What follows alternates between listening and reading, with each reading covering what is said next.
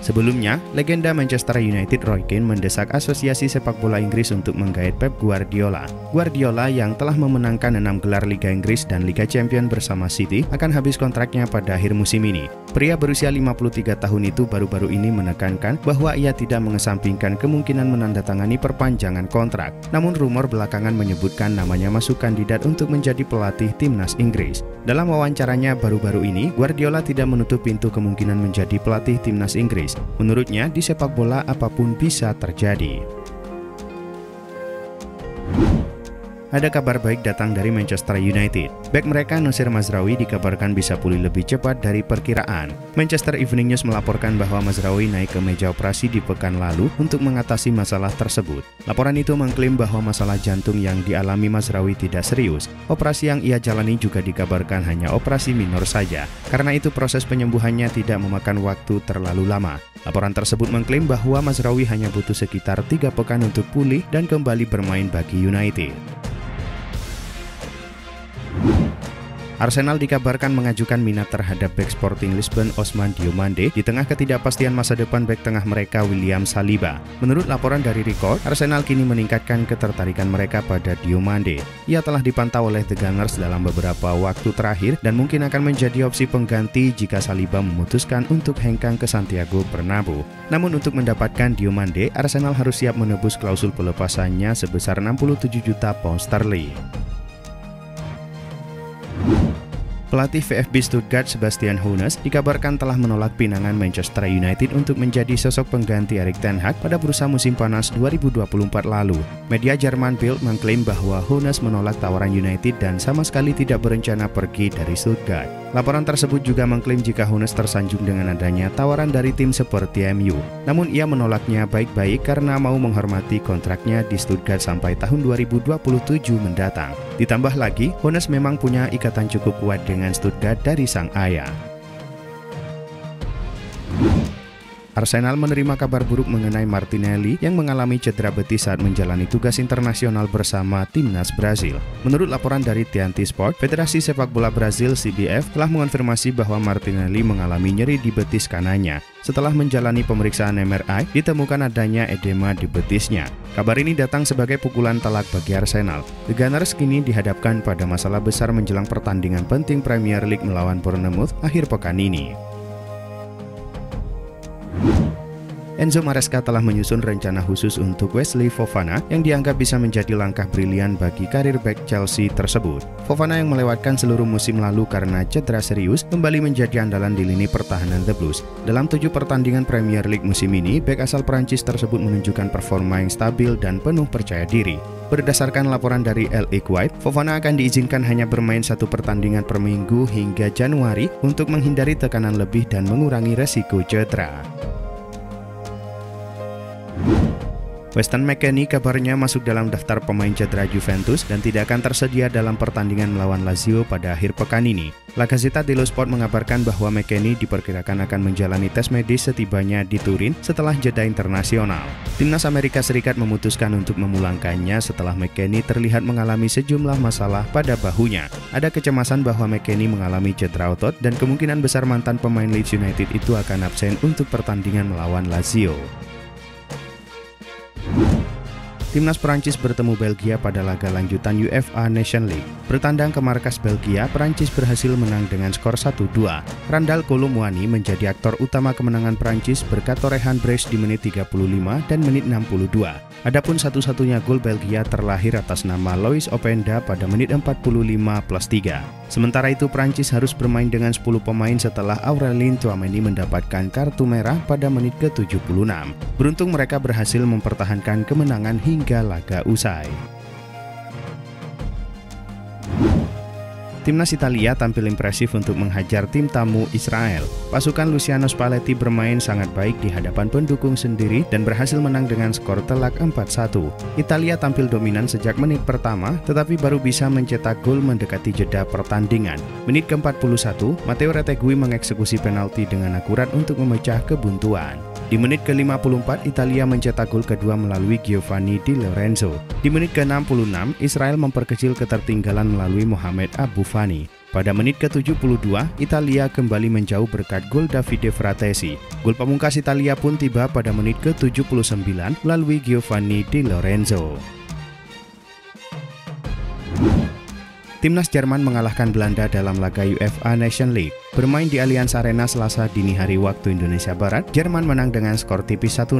Jerman sudah berhasil menyerangkan bola ke gawang Belanda pada menit kedua melalui Jamie Leeuwling. Namun gol itu dianulir VAR karena offside. Gol yang ditunggu-tunggu Jerman akhirnya datang pada menit ke-64 melalui Jamie Leeuwling. Kemenangan dengan skor tipis untuk Jerman bertahan hingga laga berakhir. Kemenangan ini membuat Jerman menduduki posisi puncak klasemen pada grup 3 UEFA Nations League A dengan 10 poin. Dengan waktu kurang dari seminggu sebelum Barcelona menghadapi Sevilla di La Liga, ada kabar baik datang bagi Hansi Flick. Menurut laporan dari Tony Juan Martí, gelandang muda Barcelona Fermín López telah kembali berlatih bersama hari ini setelah pulih dari cederanya. Fermín telah absen selama lebih dari sebulan setelah sebelumnya mengalami cedera saat membela timnas Spanyol U21 selama jeda internasional bulan lalu. Kini tampaknya Fermín telah pulih sepenuhnya dari cedera dan telah mulai berlatih bersama anggota tim lainnya. Hal ini akan menjadi dorongan besar bagi Hansi Flick dan kawan-kawan. Raksasa La Liga Atletico Madrid dikabarkan berminat merekrut mantan striker mereka Samu Omorodion yang tampil produktif bersama FC Porto. Omorodion membuat stat menakjubkan sebagai pemain Porto. Ia telah menyarangkan 7 gol dalam 7 penampilannya untuk raksasa Portugal tersebut. Kini Diario AS menyebut bahwa pihak Atleti terus mengikuti dan memantau perkembangan karir Omorodion. Atleti sendiri hanya menjual 50% hak penampilan sang pemain ke Porto. Artinya, mereka masih memiliki 50% di tangan mereka. Akan tetapi tambahan 30% bisa menjadi milik Porto dalam 2 tahun ke depan.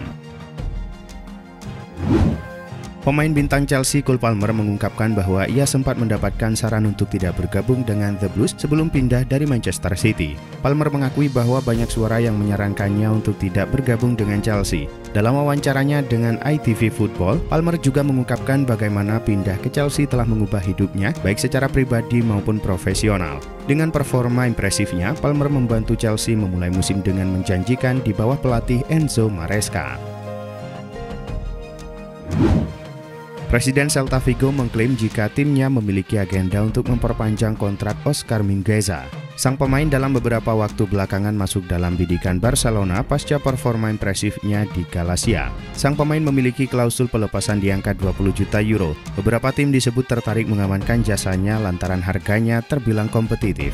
Namun Presiden klub Maurian Maurino menyatakan ia ingin memberikan kontrak baru kepada Mingueza. Pihaknya ingin sang pemain tetap berada di Balaidos selama mungkin.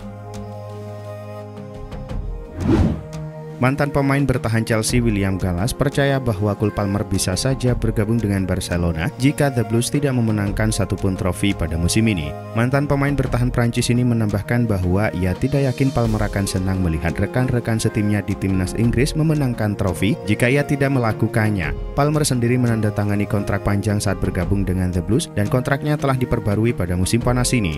Dengan kontraknya yang akan berakhir pada 2033, dibutuhkan tawaran besar bagi Barcelona untuk memboyong Palmer. Arsenal dan Chelsea menjadi dua di antara klub Premier League yang baru-baru ini mengirim pemandu bakat mereka untuk mengamati pemain muda berbakat Bolonya Santiago Castro.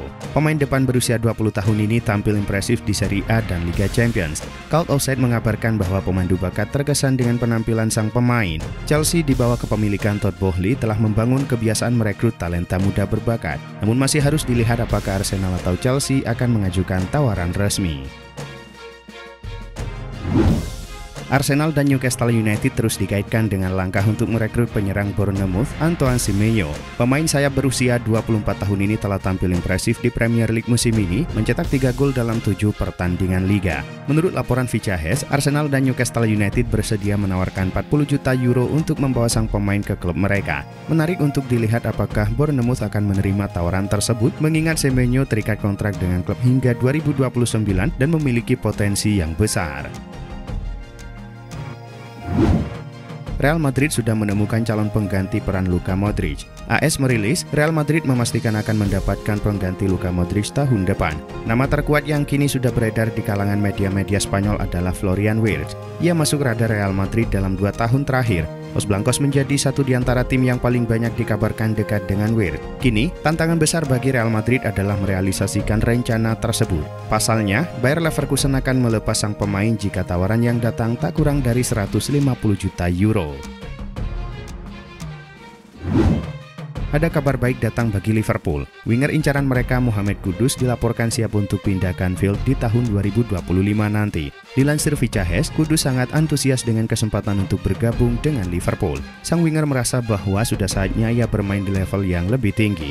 Ia ingin bermain di Eropa dan juga bermain di tim penantang gelar juara. Meski begitu, transfer Kudus ke Anfield tampaknya tidak akan berjalan dengan mulus. Ini disebabkan West Ham ogah menjual sang winger. Karena itu Liverpool harus siap keluar uang banyak jika mereka ngotot untuk membajak Kudus.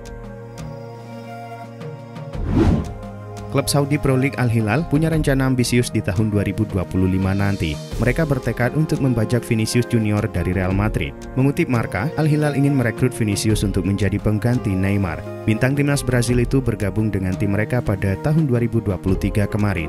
Namun kontribusi yang ia berikan relatif minim dan ia juga kerap mengalami cedera. Menurut laporan tersebut, Al Hilal benar-benar serius ingin merekrut Vinicius. Mereka dikabarkan menyiapkan dana sekitar 200 juta euro untuk sang winger. Mereka menilai mahar transfer sebesar ini bakal membuat Real Madrid tergoda untuk menjualnya.